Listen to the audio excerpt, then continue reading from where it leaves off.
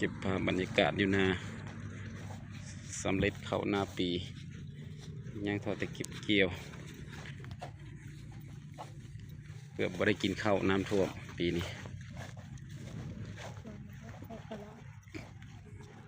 เขาเขียวงามแล้วงัวกับเขามากินไม่ใช่งัวบดเลยดิเนาะน้ำเดี๋ยวนี้ก็น้ำท่วมอีก